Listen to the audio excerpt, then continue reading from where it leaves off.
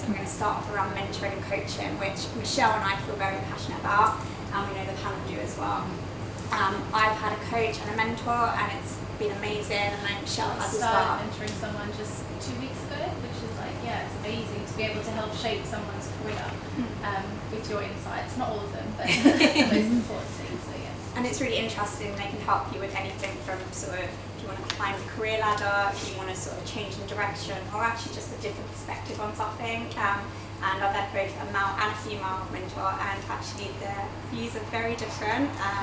Males are very much, well, why are you not doing it? And females are a bit more, well, you need to do this together. So it's interesting differences.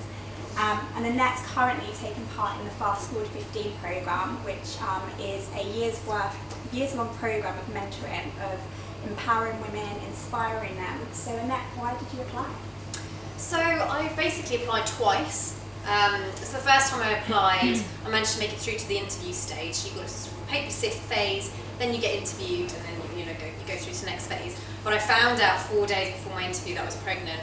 So I was like, oh, do I still go through with this? I read the spec again, and they do want you to commit for a year. And I thought, I really can't be going for this because I can't give my time for a year. So I actually pulled out of the programme the first time round. But after I had my baby and came back, I actually thought this is the perfect time for me to get a mentor because I felt like I needed a bit of help. So I reapplied and managed to make it through, and it's been a fantastic experience. So my mentor is head of events at HP, and we meet once a month, so it's either a phone call or you meet face to face. And it's amazing just to have someone outside of your firm that you can talk to about your career. And it's not a whinge about the stuff that's happening at work. It's a genuine someone that's interested in where do you want to be 5 years from now, what can we be doing to help you. And the programme, you do sort of lots of educational sessions as well, which have been really helpful. So we did a session on Friday, which was focusing on writing a good CV, working on your LinkedIn profile, which was really embarrassing, having someone sit with you. And actually you get to work with some of the other mentors, which is also great. So you're not just with your mentor, So I had one of the men in the group sort of sat with me and did my LinkedIn, and that was an eye-opener. He was like, you need to be stronger language about yourself, and it's someone who's very honest with you about this is how you're seen externally. And it's something I'm very passionate about, and I think it's really helped. And I found myself a mentor internally as well. Because I just love it now. I just want to be mentored by everyone. And Holly, how about you? Do you have a mentor, or do you mentor anyone? Yeah, so the year before I set up Make Events, I was freelancing, and I kind of my first time without a boss.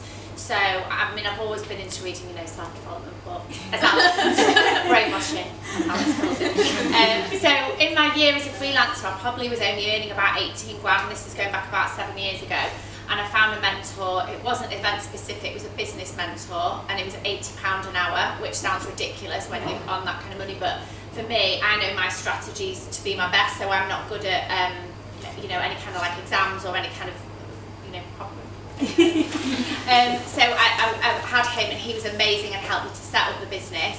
And then kind of 2 years in, I felt like that was it served its purpose. So for a couple of years I just kind of floated around, and I had CEOs of businesses and clients saying, I'll have a coffee with you and everything like that, but I massively believe, for me, when you're not paying someone to sit down with you, it's almost like, how much can you ask them? So I found, and again through recommendation, a coach 2 years ago, because I've had a bit of imposter syndrome, like I'm an MD, but I don't feel like an MD when I'm with the MD of like Vimto or whatever.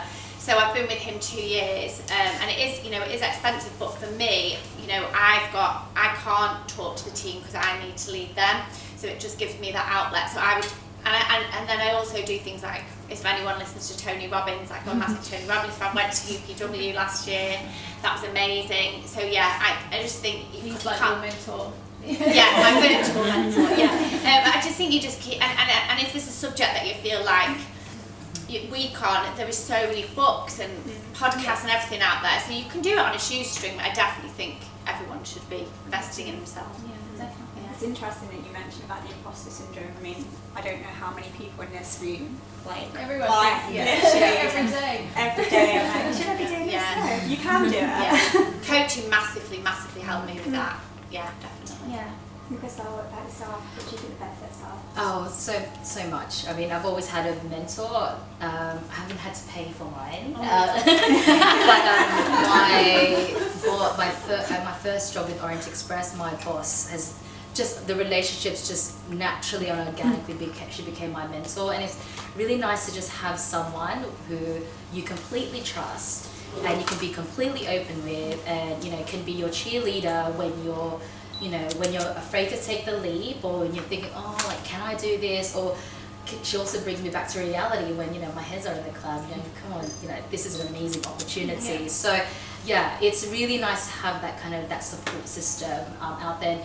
What I do find is that, unfortunately not everyone has the access to that. Yeah.